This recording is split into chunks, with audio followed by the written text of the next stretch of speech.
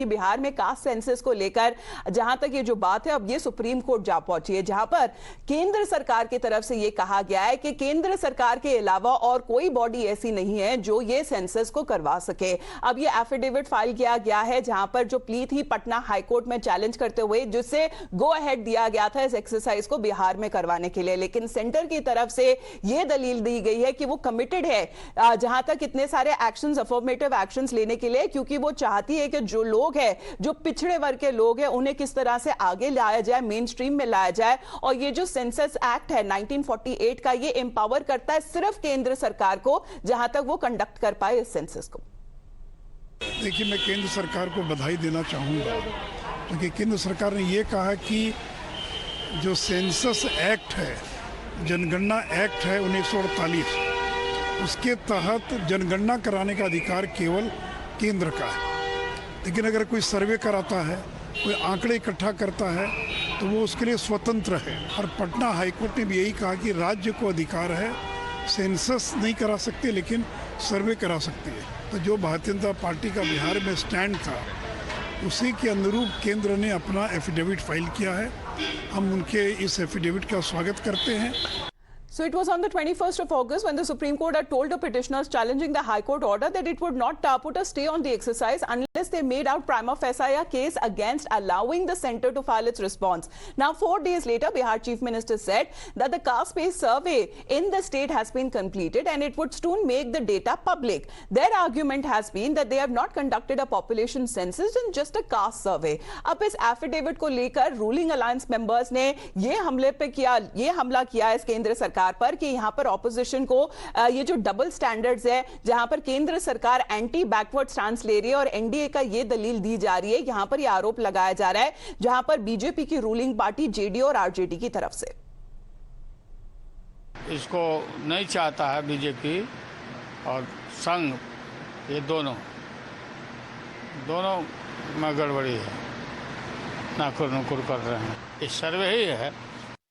इन लोगों को ज्ञान है भी नहीं, और है भी तो इन लोगों को एक ही ज्ञान है कि केवल झूठ बोलना, जो सच्ची बातें हैं उसको दबाना और अपने एजेंडे को सामने लाना। एफिडेविट में भी भारत सरकार ने जो एफिडेविट किया है, इसमें भी जो है विरोध किया है।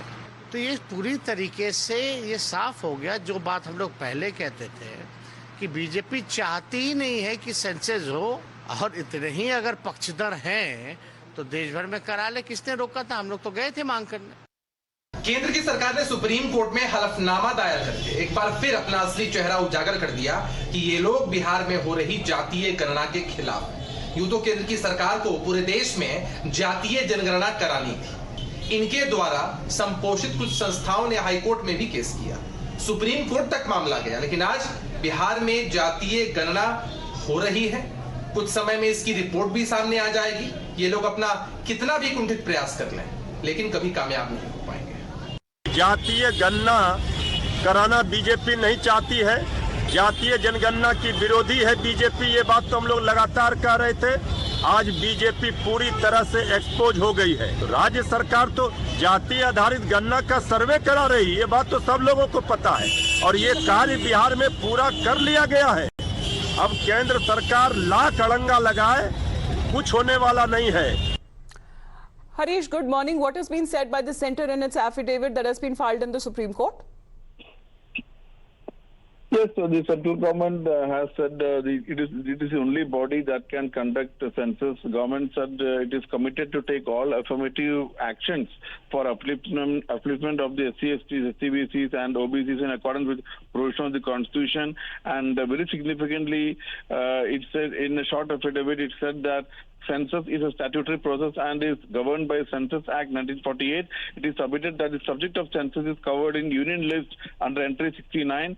In the exercise of powers under the entry, the central government has made the Census Act 1948. The said Act empowers only the central government to conduct census under Section 3 of the Act, and government said it is filing the affidavit only with a view to place the constitutional and legal position for consideration of this court. The government said it is committed to take all actions in favor of the backward and scheduled castes. But earlier All today, right. Center filed another affidavit stating in para 5 that no other body under constitution or So otherwise that has is been entitled made to clear conduct by it. the central government in court in its affidavit that has now been filed. As far as the caste-based census is concerned, only the center, that is the union government, can conduct the census. However, the Bihar government has been saying that it has conducted a survey and that the details, the data will be made public soon. Harish, for the moment, thank you very much for joining in.